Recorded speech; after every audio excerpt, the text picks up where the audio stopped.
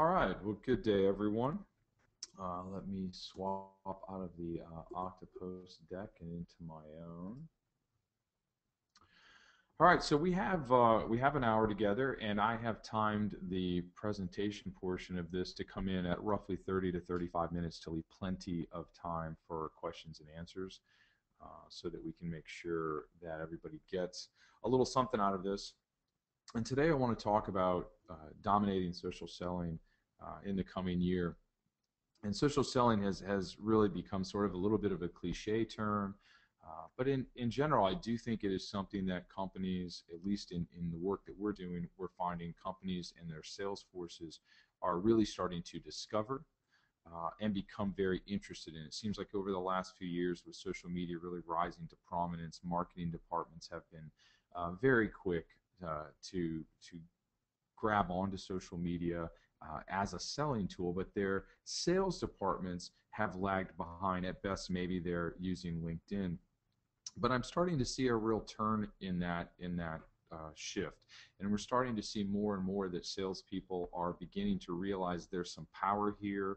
There's something to this whole social media content marketing, to use the word of my friend Jay Barry, utility, as a sales tool, as a way to begin to improve or create an effective sales prospecting process. And so I think you're going to find more and more companies are going to begin to adopt in greater numbers social selling as we go through 2014 and beyond. So it's, I think, an appropriate time to take everyone through this, so hopefully you can get the jump on your competition. In 1996, Andy Grove, who was at that point the CEO of Intel, wrote a really great book called Only the Paranoid Survive. And in this book, he introduced a concept that was near and dear to his heart called the strategic inflection point. And the idea of a strategic inflection point is it's the time in the life cycle of a business, or maybe even a category, where the rules fundamentally change, where you can't just adopt a new technology or maybe make an incremental change in your marketing in order to compete. You really do have to step back and fundamentally relook at your go-to-market strategy. It might be that you have to significantly alter your operation model, certainly opportunities to alter your sales and marketing model. And I would position to you today that we find ourselves very, very much at a strategic inflection point in terms of selling to buyers. One of the things we often hear when we work with clients, and one of the things we often ask companies is, do you feel like over the last 5 to 7 years that your sales cycle has shrunk? That you're seeing shorter and shorter time periods between the first time a prospect identifies themselves to you and the time that they ultimately either become a client, close the deal, or tell you that they've chosen one of your competitors. And almost universally, we have companies telling us, absolutely, that's probably one of the biggest challenges that we face. Our sales cycle has shrank, and it's, we have less time to try to accomplish that sale. And what I would position to you is that the strategic inflection point you find yourself in is that your sales cycle has not shrank. In fact, it likely has elongated. Only you can't see it because more and more of that cycle is becoming invisible, because buyers today, both on the B2B as well as the B2C side of the world, research shows these buyers are becoming more and more invisible. Whether it's they're hiding behind the anonymity of a Google search, they're consuming digital content which does not require a visible subscription. It used to be that a trade magazine or standard magazine, or even television to some extent, people had to subscribe. They had to identify themselves. We could buy lists. That world is vastly closing on us, because nowadays so much of the world is available, at least partially, if not wholly, including the trade magazine side of the world, in a digital environment where I can consume all the same content on a variety of devices, and I don't actually have to identify myself to anyone. And lastly, that buyer is remaining invisible because, as opposed to turning to you and your sales force for product information, to do some initial research, to maybe build a long list, they're turning to their social networks.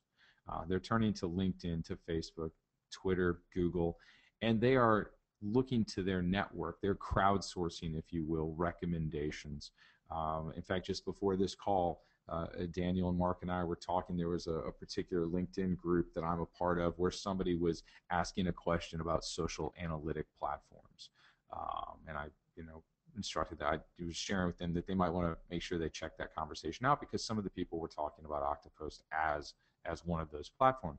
But it was a perfect example of an invisible buyer, a buyer that Oktopost couldn't see because they weren't active in that particular group. But that buyer, or possible prospective buyer, was crowdsourcing opinions in an effort to shorten their research cycle. So they're in the sales cycle, but to Oktopost or any of the other analytic packages out there, that buyer is currently invisible. And like I said, what we're seeing is this inflection point of a self-educating buyer, where buyers are finally able, thanks to technology, they're finally able to buy things and do pre-purchase research the way, frankly, we always wish we could do it. Because let's face it, nobody ever really wants to identify themselves to a salesperson. As soon as you give a salesperson your contact information, we all know what's going to happen.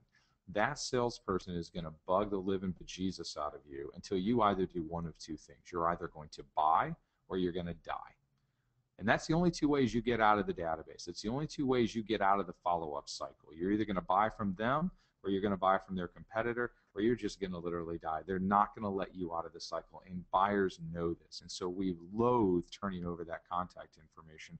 So we love the new digital world where even with a cell phone or a tablet, we can do all of the pre-purchase research we want on our terms, when we want to do it, the way we want to do it, etc.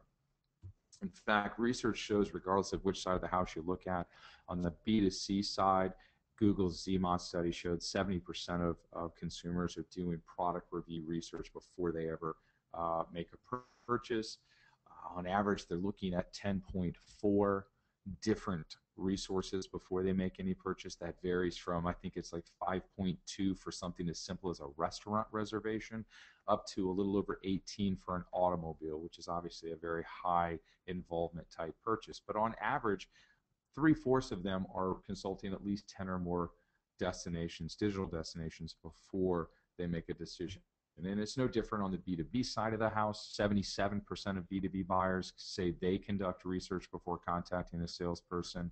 Uncannily similar numbers, which I think reinforces the point that, just because I'm buying in a business-to-business environment doesn't mean that I'm not still a human being, doesn't mean that I'm going to fundamentally alter the way I have been trained to buy things. And I think that's a big point in social selling. A lot of B2B people feel like, social selling is great for B2C, but B2B is different. It's not different. You're dealing with the same human being that last night bought something on Amazon, and today they're doing research on a software solution for their company, and they're going to conduct that pre-purchase research exactly the same because, frankly, it works. It's more efficient. It's easier. So 77% of them said, yes, I'm absolutely acting in business as I do in my personal life. In fact, 51% of people in the B2B space said not only are they researching, they are going all the way to a short list before they're contacting a vendor sales force. So think about that for a second. 51% of those business-to-business buyers are getting basically to the end of the funnel. I mean, they're on short list. That's it. If you're not on the list, you're probably not getting in on this deal. They're getting all the way to that point before they contact a salesperson. And it makes sense that they would contact at that point, because at that point, they're probably beyond what they can do in terms of normal research. They now really have to contact a salesperson either for final research, ask final questions, pricing, etc. So if you're not in the digital space, if you're not performing some social selling, if you're not playing the content utility game, you could be losing up to half of those sales that are going all the way to shortlist. So the question becomes, okay, I believe you, Tom. I'm with you. I see the numbers. Where do we go from here? My recommendation is that you consider the creation of what I call a painless prospecting system. A painless prospecting system, quite frankly, is an inbound lead generation system that combines social media, content marketing, and a little bit of SEO to build a machine that, just like the Terminator, for those of us who might remember that movie, lives 365 days a year, 24 hours a day, 7 days a week, with one and only one purpose in mind, and that is to generate qualified leads for your company, for your sales force. This approach is all harnessed and built on a very simple scientific theory called propinquity. And if you haven't heard of that word, don't worry. Most people haven't, actually. But I think once you understand what propinquity is, you're going to understand it's absolutely, logically and scientifically the heart of great sales prospecting, because propinquity is the science of how relationships form. Basically stated, the greater physical or psychological proximity between people, the greater the chance they will form friendships or romantic relationships. In fact, a lot of the propinquity research that's been done over the years actually deals with marriage and the formation of romantic relationships, because those obviously are very strong relationships, and people are interested in how does that happen? How do two strangers ultimately get to a point where they marry? Probably the most famous propinquity study, though, actually had anything to do with marriage. It was to do with friendships. It's called the Westgate Studies. It was conducted at MIT in Boston in 1950.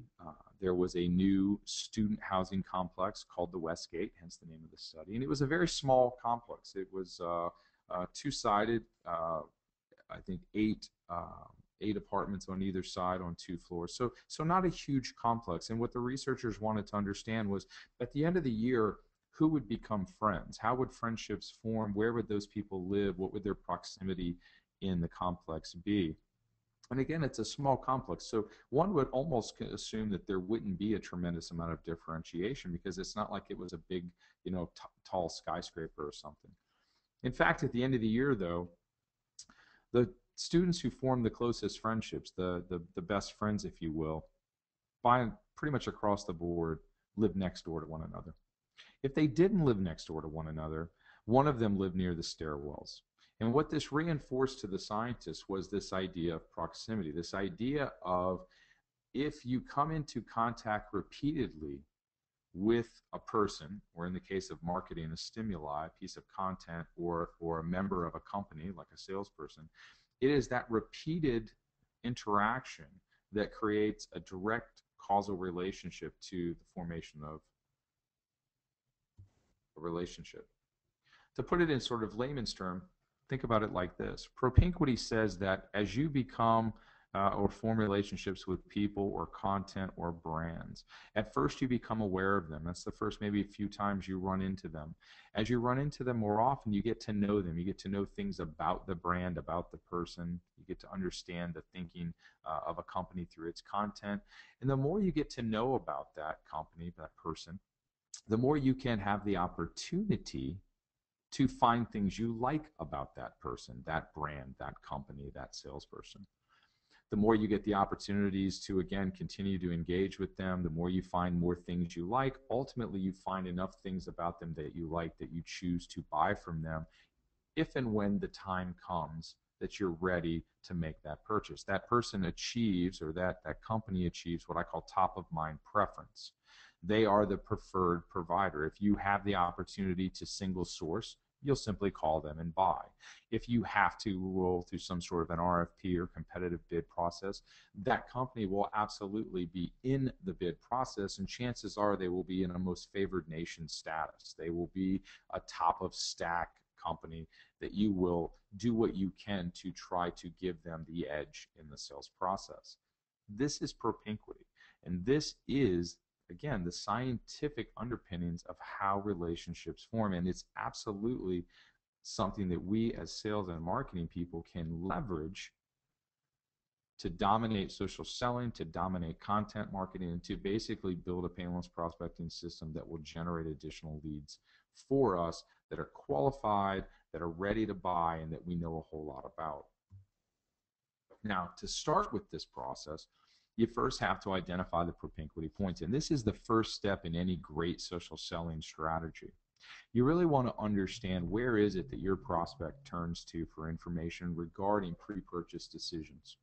Where are they going for research? What social media networks, what content destinations, what websites do they go to? And this can be things in the offline world too, like trade shows, meetings and events, etc.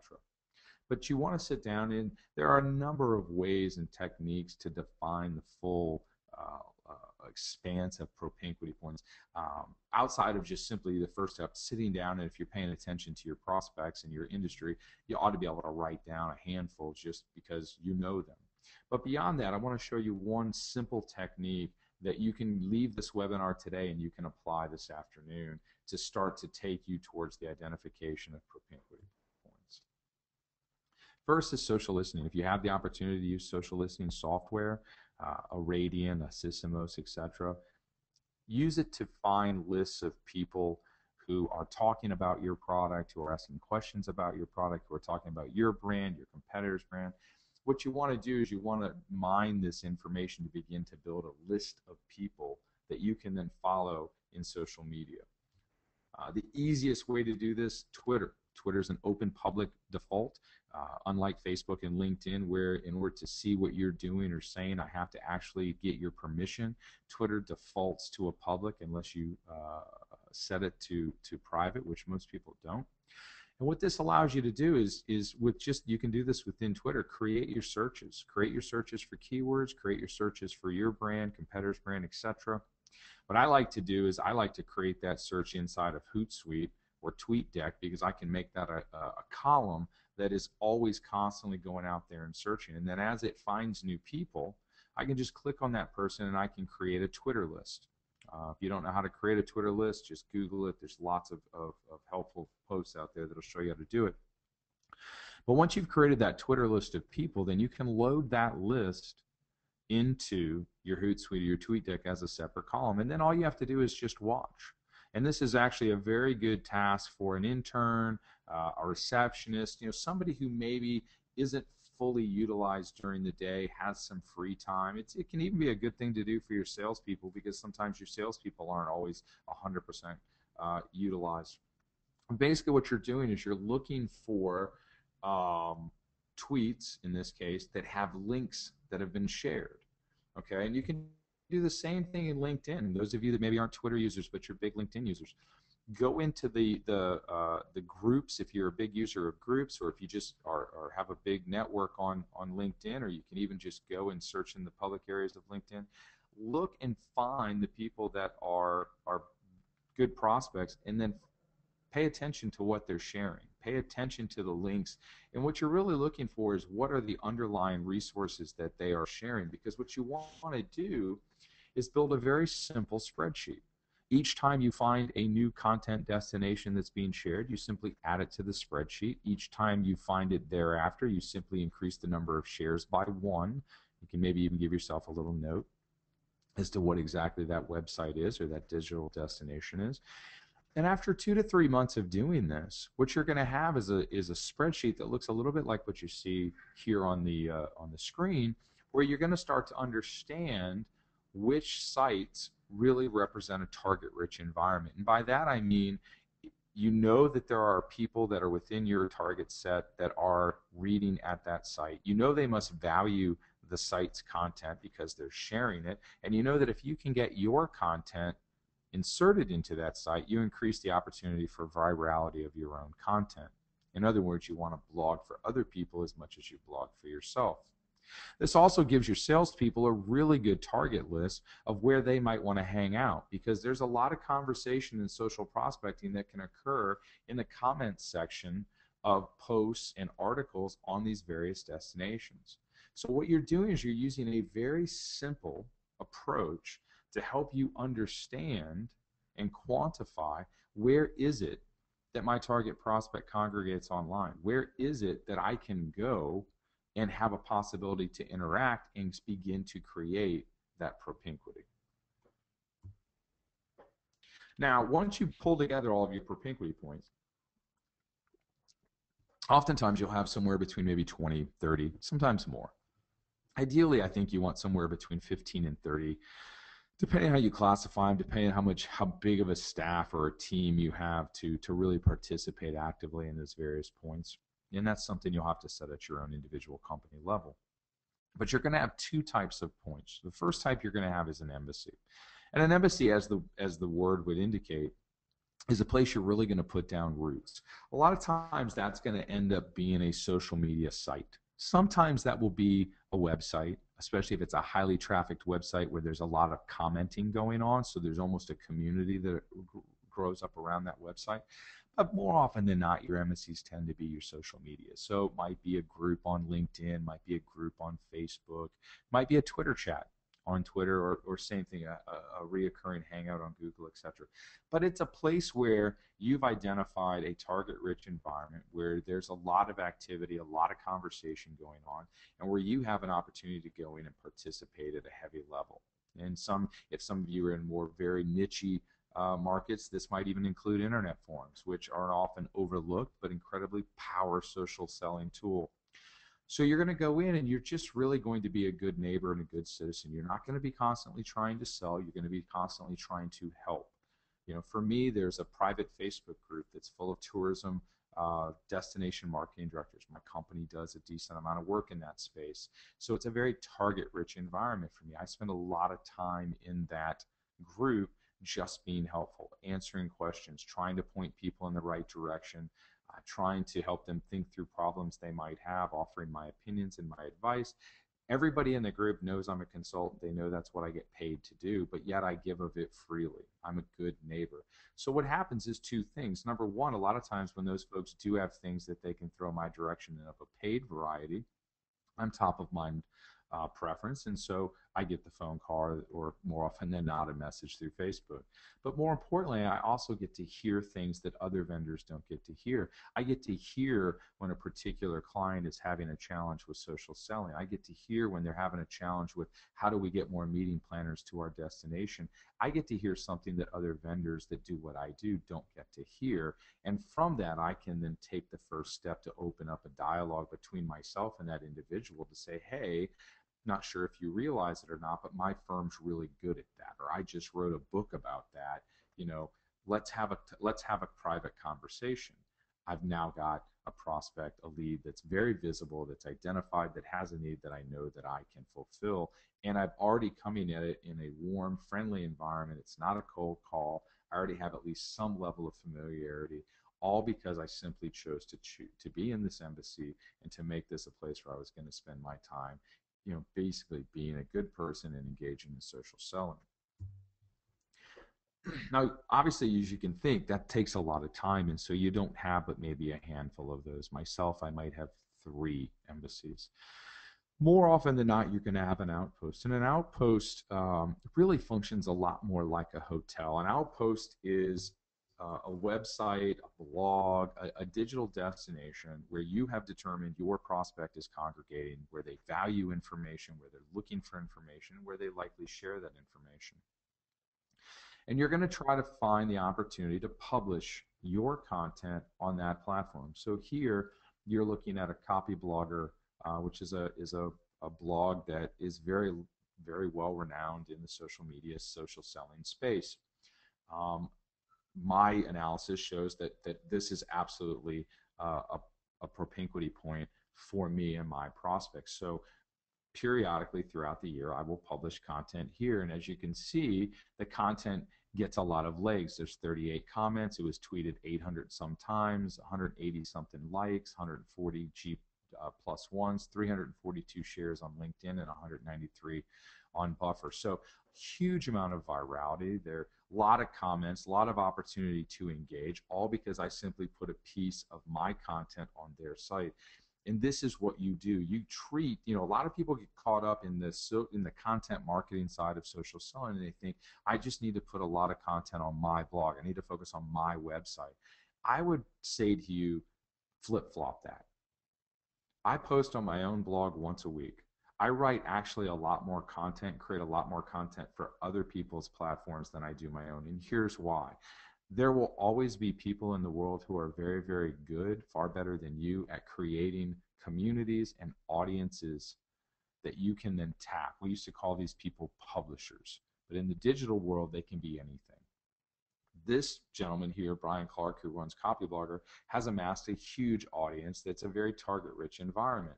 So whether I write content on his site or my site, it really, to me, doesn't matter, because I'm trying to create that first step of propinquity, which is awareness.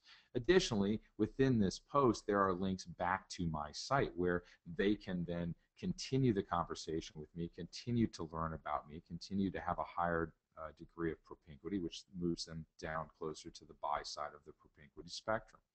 The goal here is to find places where you can publish and then treat that site like it's yours.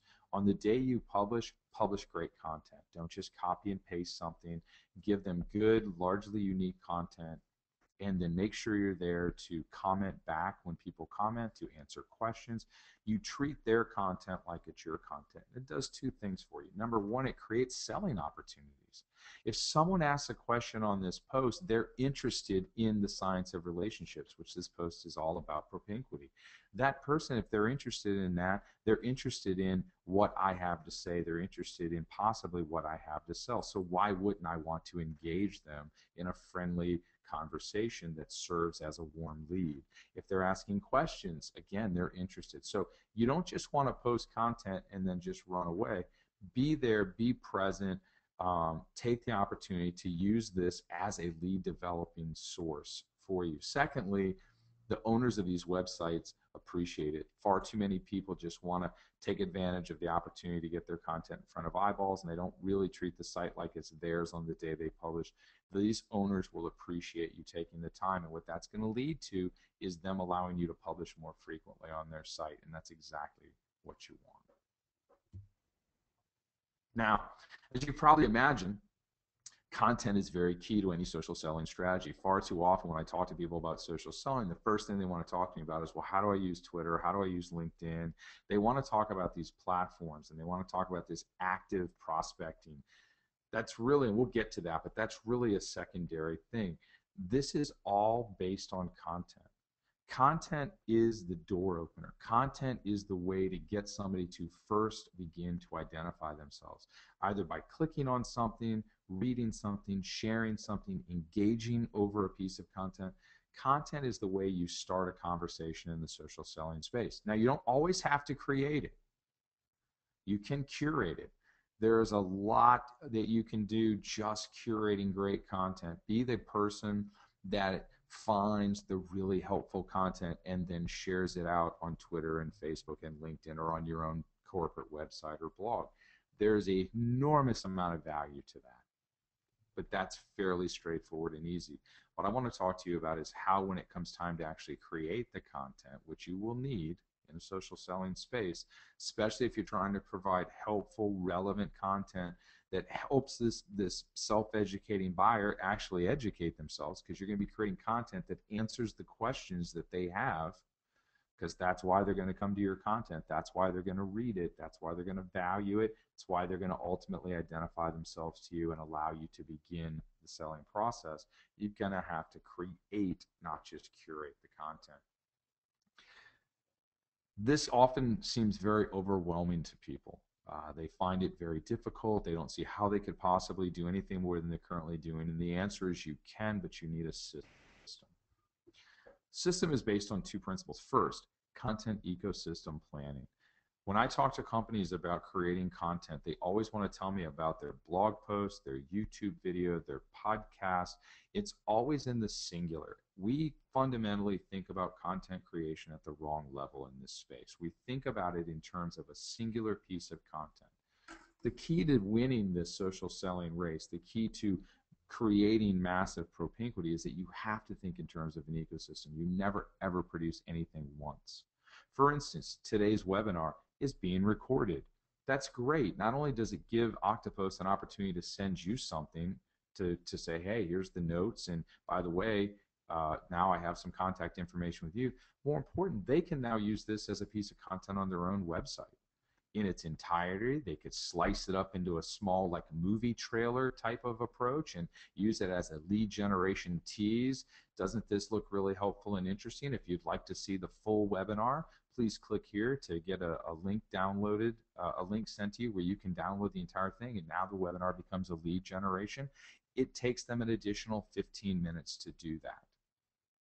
I can do the exact same thing on my side. I often do when I speak in public. I always record the presentation. I always use it as a lead gen. We always use it as content on our website, in our email campaigns, etc. You never ever produce anything once. And that is an absolute key. In fact, when you're even down to a simple blog post, you never ever write the post knowing that it's only going to be written once.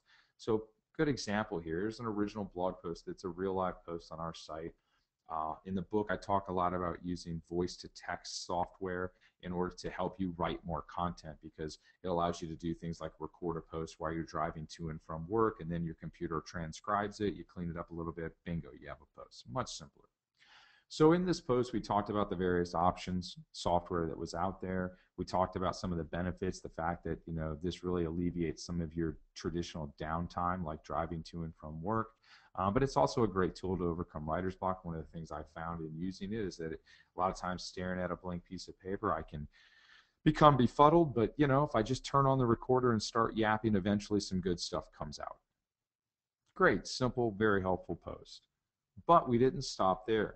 We then said, okay, let's turn these into 3 guest posts. How can we do that without just copy and pasting? So we really fixated on the mobile aspect, and we said, okay, let's just pull out the mobile aspect of this, because that was one of the options. And we wrote a post that was for a site that liked to talk about iPhone as a content creation tool. It was a content marketing site. It was write your next blog post with your mobile phone. It was very simple, little 700 word, and it basically told you exactly how you would do that. Here's your software options for Android and iPhone. Done. It was more or less a partial lift and a slight recombine of the original post. Second one we did for marketing profs, we actually had a little fun, because those guys, they like to have a little sense of humor sometimes. We wrote a blog post, how to lose weight while blogging. And we talked about how, with the right setup, using this software, this mobile app on an iPad with a certain, a little bit of fancy hacking, you could in essence stand on a elliptical, or stand on a treadmill, and you could basically do your exercise, and you could record with a great degree of accuracy a blog post, a portion of a white paper, whatever. Great fun post, had a good time. Again, very similar, not exactly the same as the post, but didn't take much longer to write.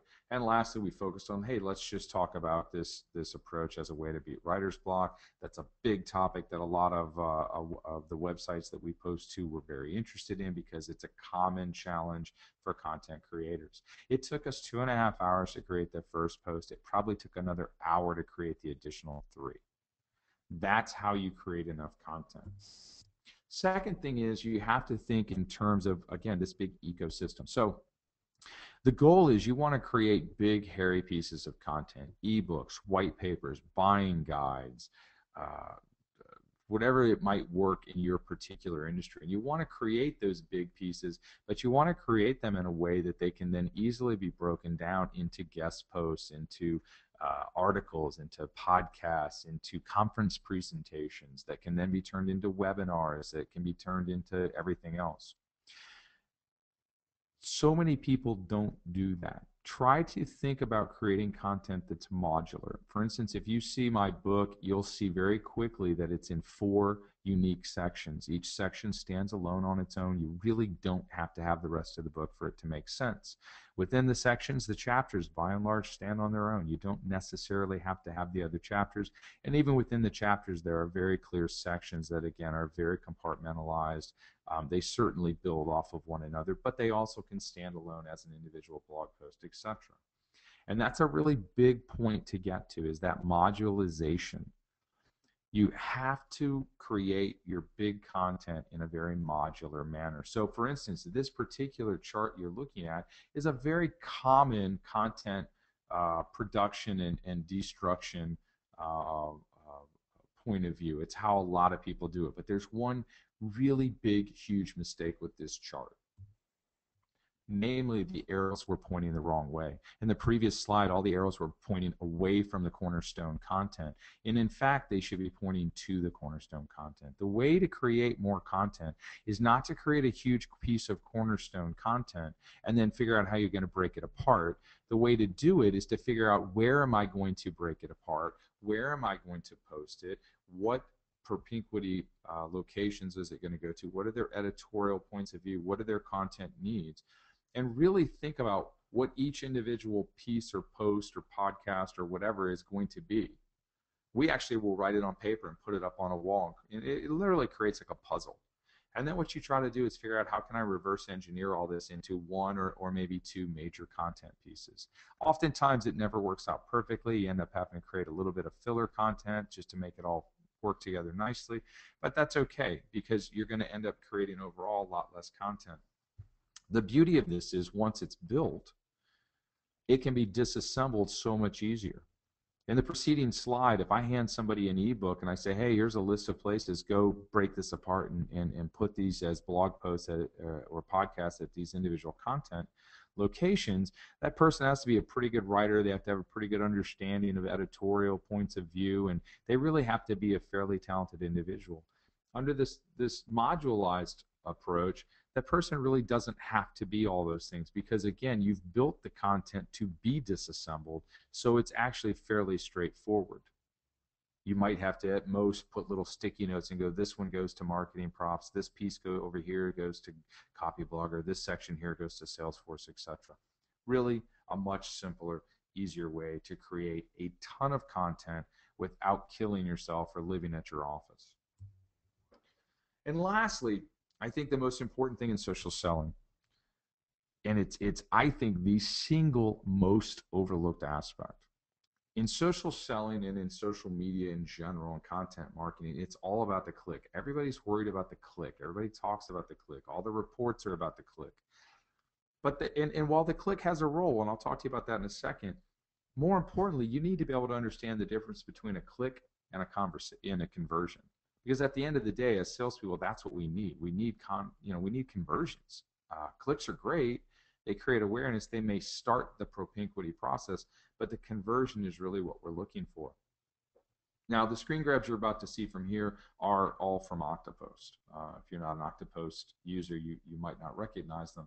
And I do have a beta account with Oktopost. They were nice enough to loan me one back when I first announced that I was writing the book, and I've been using it to manage not only the book campaign but a lot of other campaigns, and I serve as sort of a beta tester, so full disclosure there. But I would tell you that I would still use it even if I wasn't, because what I've learned is that it's a great system to allow me to do this. And let me talk to you about what I mean when I say a click or conversion. So let's just look at the book launch.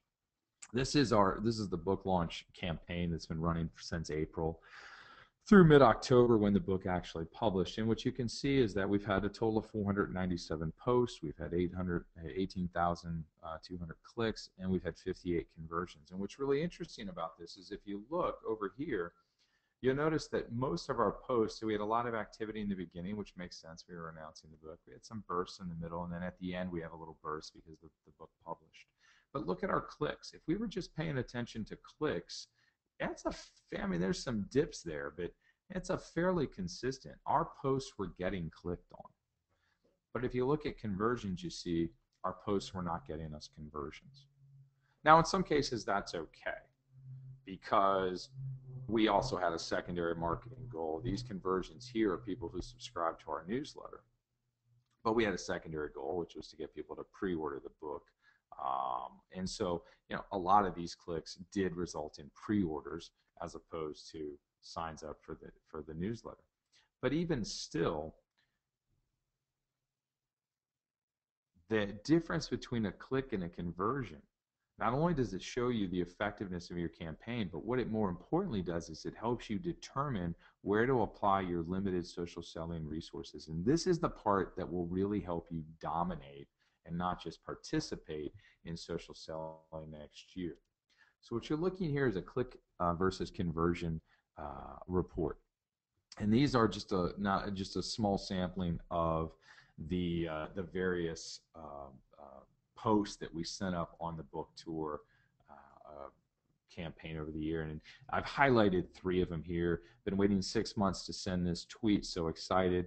We posted that tweet one time. It generated 187 clicks. Later on in the campaign, we had one called Getting to Go, a marketing budget planning framework. That was a Facebook post. We did it one time. It had 3,256 clicks. That same post on LinkedIn was posted to 39 groups. So that's 39 individual messages, had 128 clicks. So if you start to look at this and you say, okay, I'm looking at clicks, this click stream tells me that if I don't have a tremendous amount of time, I might really want to focus my time on Facebook because one click generated 3,256. One post generated 3,256 clicks. Maybe after that would be Twitter, but certainly LinkedIn doesn't really seem to be fruitful ground because 39 individual posts only getting 128 clicks, that's not a great ratio, right? And if you look up here at the top, 37, 71 got us 86 and 68. So if you're just looking at the clickstream data, you might be tempted to focus your attention on Twitter and Facebook. But then an interesting thing happens. When you look at the conversions, the world changes significantly because that tweet, while it had 187, had 4 conversions. Look at that Facebook. It got a measly 1 conversion. And the 128 clicks off those 39 messages, again, just 1 conversion. So, here you tend to think, well, maybe I should spend more time, but the real money shot here is up here. When we look at LinkedIn on this, what we start to see is, yes, that's 37 and 71, but look at the clicks, 86 and 68. Not huge numbers of clicks, but huge numbers of conversions. And this is just a sampling. This bore itself out over a number of campaigns that we've done this year. LinkedIn will oftentimes generate much fewer clicks, but what it does generate is a click that converts. And in fact, if I dive down into this LinkedIn up here and I go in and I start breaking down and say, okay, show me, here's 86 clicks and 68, they're in 37 versus 71 groups. Where did that come from? Where did these clicks come from? I can start to dive in and I can see that, most of those clicks, half of them came, most of those clicks came from just half of the groups that I participate in terms of conversions. And in fact, 4 of those conversions and 11 of those clicks came from the B2B sales, marketing, social media, and lead generation. If I look at the other posts, oh, there it is again, and it's 3 and 29 clicks. So basically 12% of the 58 clicks that were in that report, 12% came from one group. And that's the power of clicks versus conversions. Clicks versus conversions helps you understand, where should I spend my time? Where should I invest my efforts? Where is my best prospect? Not just somebody who's interested in getting free information, because you see a ton of that in the social space. You'll share stuff that'll get tons of links, tons of clicks and retweets and shares and comments.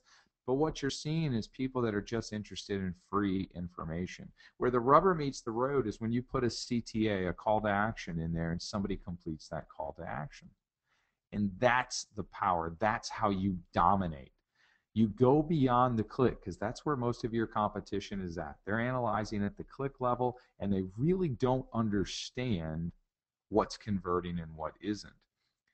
If you can monitor, if you can analyze your social selling efforts, which are going to be based on just being helpful, sharing your helpful content, sharing others' helpful content, if you can start to analyze that at the conversion level, you will start to see a very, very different world, a world where you're going to start to understand, where are those outposts, those propinquity points that really, truly generate the best real live prospects, the people who are going to raise their hand and move from being invisible, because that's what a click is, to visible. They're going to register for something. They're going to trade a piece of personally identifiable information, their name, their email at minimum, for your information that you're going to give them, higher order information, downloadable guides, etc.